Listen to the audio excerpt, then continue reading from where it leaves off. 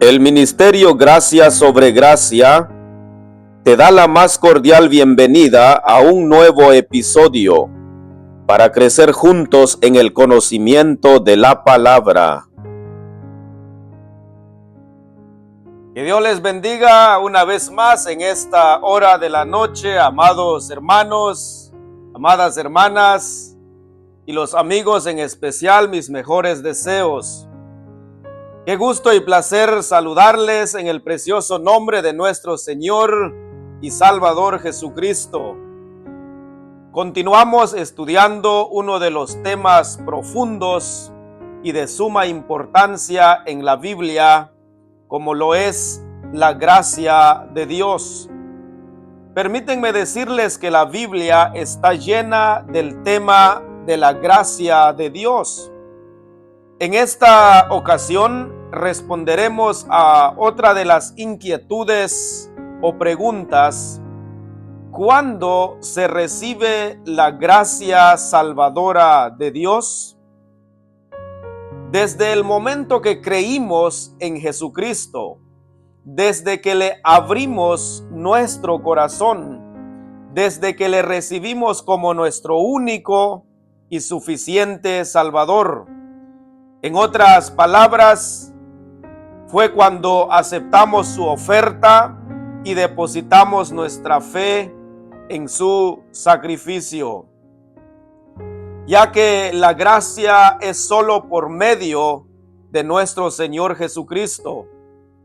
Acompáñenme al precioso Evangelio de Juan en su capítulo 1, versículos 16 y 17, donde leemos lo siguiente: porque de su plenitud tomamos todos, y gracia sobre gracia.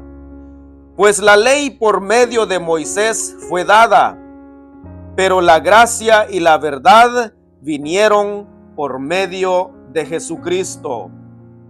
En estos dos versículos nos habla claramente que solo a través de Jesucristo podemos entonces recibir esa gracia, esa salvación.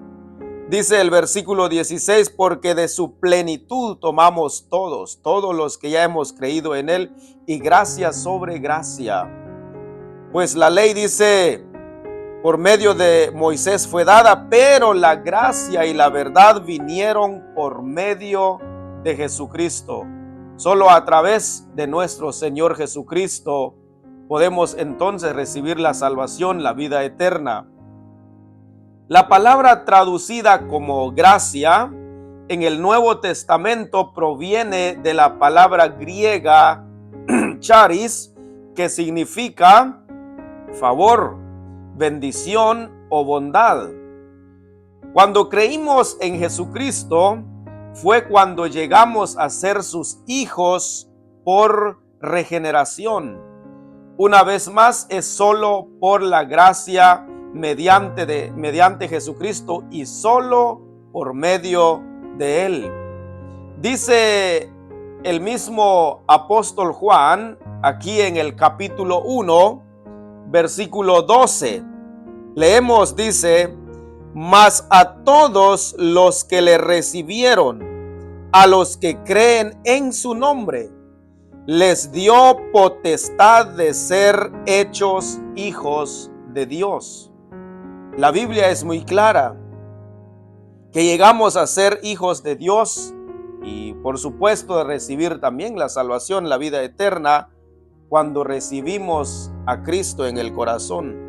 Mas a todos los que le recibieron, a los que creen en su nombre, les dio potestad, les dio el derecho, les dio la autoridad de ser hechos hijos de Dios.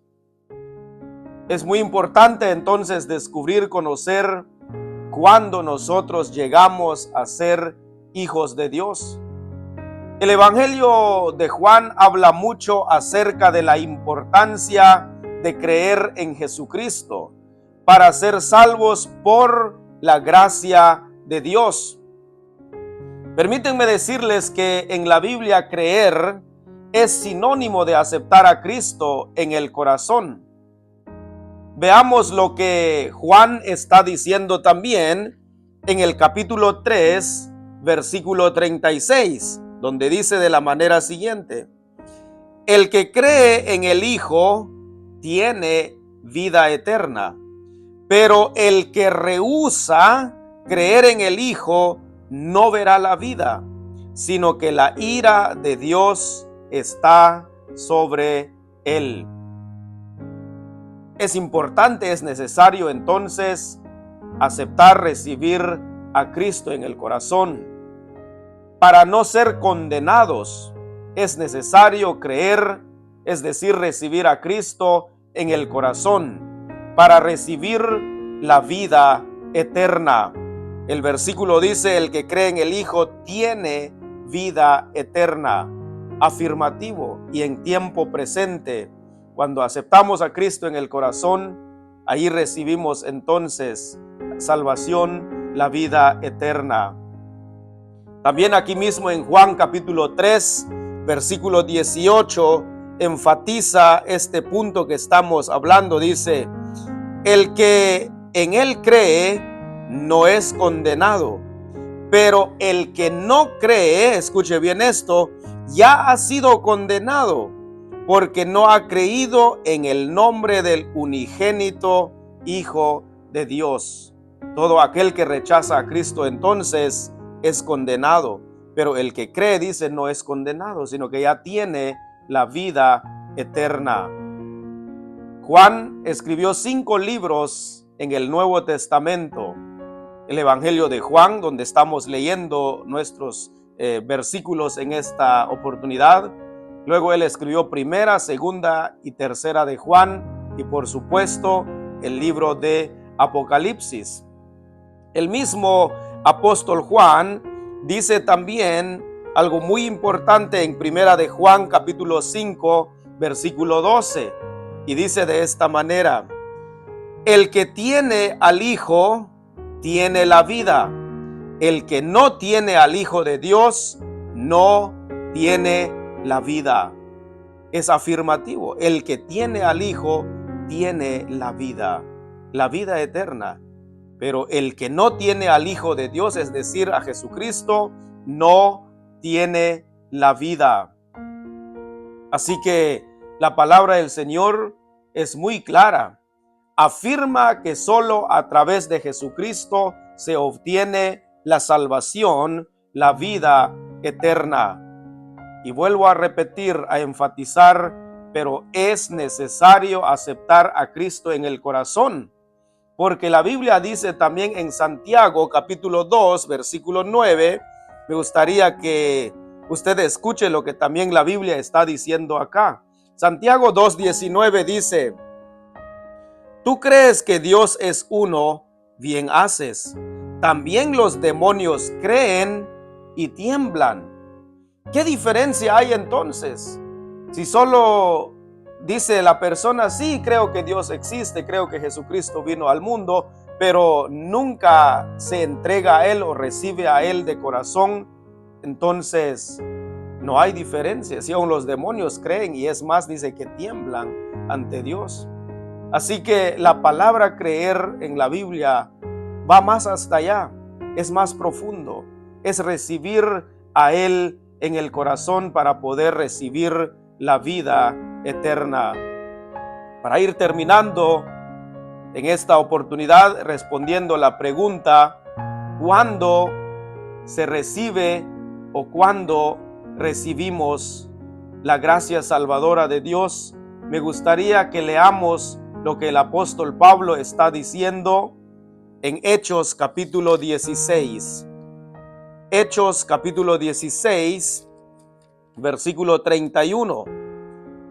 Aquí es donde el carcelero le hizo esta pregunta a Pablo y a Silas.